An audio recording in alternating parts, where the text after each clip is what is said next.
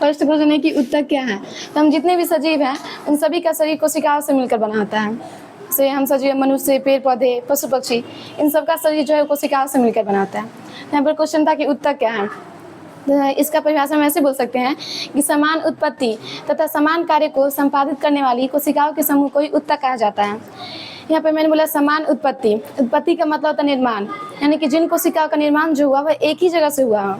और समान कार्य, यानी कि सब जो कार्य भी करती हो वह एक ही तरह का कार्य करती हो। तो उन्हीं के जो कोशिका की समूह होगी उसे हम ऊतक कहेंगे। इसे हम सरल शब्दों में ऐसे समझ सकते हैं कि जिन कोशिकाओं का निर्माण एक ही जगह से हुआ हो और वे एक ही तरह के कार्य को करती हो, तो उसे हम वैसे ही कोशिकाओं के समूह को कहा जाता है ऊतक।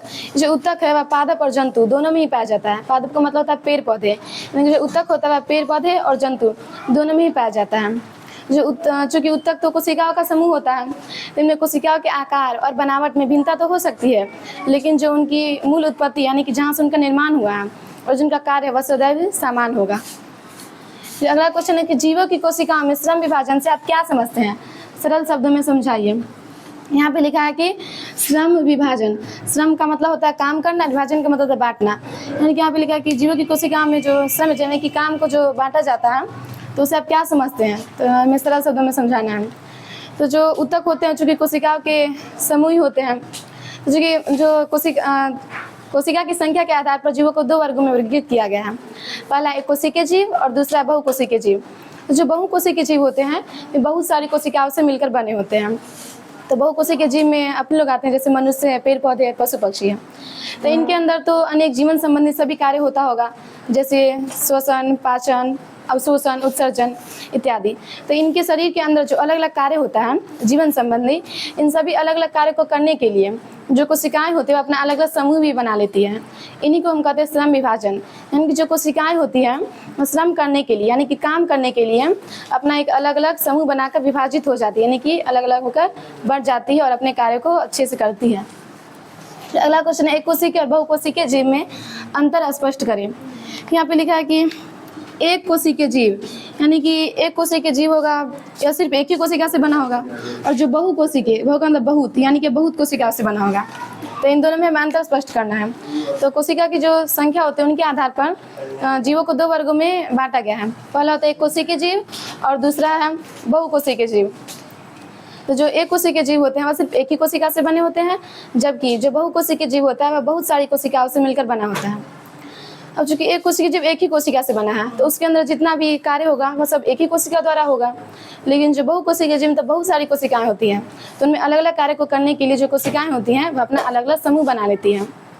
और फिर अगला है कि जो एक कोशिकीय जीव होता है उसका उदाहरण हो जाएगा अमीबा, पैरामीशियम, क्लेमाइडोमोनास इत्यादि। और जो बहुकोशिकीय जीव होते हैं उनका उदाहरण है मनुष्य, पेड़ पौधे, पशु पक्षी इत्यादि।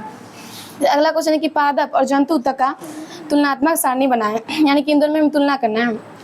जो अब लोग देखते हैं कि जो पेड़ पौधे होते हैं वो हमेशा स्थिर रहते हैं, यानी कि उन्हें कम ऊर्जा की आवश्यकता होती है, यानी कि उनके जो ऊतक होंगे उन्हें भी कम ऊर्जा की आवश्यकता होगी। लेकिन जो हम लोग हैं जंतु, इन्हें हम लोग तो निरंतर गतिशील रहते हैं, हमेशा इधर उधर आते जाते रहते हैं, हमेशा कोई ना कोई काम करते ही रहते हैं। इसलिए हम लोगों को ज़्यादा ऊर्जा की आवश्यकता होती है, यानी कि हमारे ऊतक जो होते हैं उन्हें भी ज़्यादा ऊर्जा की आवश्यकता होती है। और जो पेड़ पौधे में ना अधिकतर ऊतक ना मतलब मृत होते हैं, क्योंकि वो सहारा देने वाले होते हैं। जो हम लोग देखते हैं कि पेड़ को सबसे बाद में छाल रहती है वो मृत ही होती है। तो इनकी जो चूँकि इनके ज़्यादातर ऊतक सहारा देने वाले होते हैं इसलिए मृत होते हैं। लेकिन जो जंतु ऊतक होते हैं वो ज़्यादातर जीवित ही रहते हैं। अगला कि पादप ऊतक को कितने वर्गों में वर्गीकृत किया गया है। जो यानी कि पेड़ पौधे के जो ऊतक है उन्हें दो वर्गों में वर्गीकृत किया गया है। पहला आता है विभज्योतिकीय ऊतक और दूसरा है अस्थायी ऊतक। जो विभज्योतिकीय ऊतक होता है वो हमें मतलब विभाजित होते रहते हैं, और लेकिन जो अस्थायी ऊतक होता है, जब विभज्योतिकीय ऊतक हमेशा विभाजित ही होता रहता है, लेकिन एक ऐसा समय आता है जब उनमें विभाजन की क्षमता खत्म हो जाती है, तो मतलब वो अस्थायी परमानेंट हो जाते हैं, इनके अस्थायी हो जाता है, तो उसको कहा जाता है अस्थायी ऊतक। अगला क्वेश्चन है कि विभज्योतिकीय ऊतक के विभिन्न गुणों को बताएं। तो विभज्योतिकीय ऊतक का पहला तो गुण यह है कि जो विभज्योतिकीय ऊतक होता है, चूँकि ऊतक तो कोशिकाओं का समूह है, तो विभज्योतिकीय ऊतक में जो कोशिकाएं होती हैं वह जीवित कोशिकाएं होती हैं, और इनका जो यह ना पूर्ण रूप से विकसित नहीं रहते हैं, क्योंकि इन्हें बार बार मतलब विभाजित होना रहता है, इसीलिए वे पूर्ण रूप से विकसित नहीं होती हैं। और जो हम जानते हैं कि जो पादप कोशिकाएं होते हैं उनके सबसे बाहरी घेरी होती है कोशिका भित्ति, तो जो कोशिका भित्ति होती हैं वो सेलुलोज की बनी होती थी और उनमें स्थूल नहीं पाया जाता था। लेकिन जो विभज्योति के ऊतक में जो कोशिका होती है उनमें जो कोशिका भित्ति होती है वो पतली होती है और इनमें किसी प्रकार का स्थूलन यानी कि मोटापा नहीं पाया जाता है और ये सेलुलोज की बनी होती है। सेलुलोज एक प्रकार का कार्बोहाइड्रेट ही है। फिर इसका अगला है कि जो विभज्योति की ऊतक होती हैं उनमें जो कोशिकाएं होती हैं उनमें राजधानी नहीं पाई जाती है। चूँकि इसमें राजधानी नहीं पाया जाता उसके बदले एक बड़ा केंद्रक पाया जाता है। क्योंकि हम लोग पढ़े थे कि जो पेड़ पौधे होते हैं उनकी जो कोशिकाएं उनमें राजधानी पाई जाती है और बड़ी पाई जाती है। और उसमें राजधानी इसलिए पाई जाती थी क्योंकि जो पेड़ पौधे होते हैं वह जल्दी जल्दी वृद्धि करते हैं। तो उनके मतलब जब कोशिकाएं जो बढ़ते हैं उनके अनुपात में उनके अंदर के जो जीव द्रव्य होते हैं नहीं बढ़ पाते हैं, इसलिए उनमें राजधानियों का निर्माण होता था। और दूसरा तो एक कभी कभी होता है अकाल पड़ जाता है यानी कि एकदम सूखा हो जाता है।